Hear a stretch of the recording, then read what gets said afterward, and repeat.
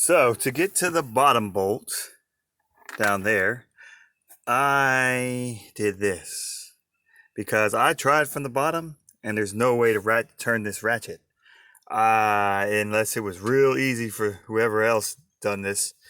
But man, I got several extensions. I took the air box out, 10mm bolt here and here for the air box, here and here.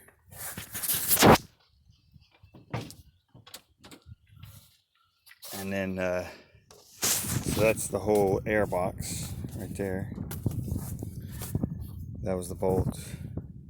That's the bolt. Loosen this here. Pull that thing out so you can get room.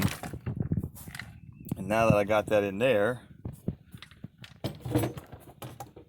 I am going to bring this bad boy in here after I broke it loose already and get that thing out.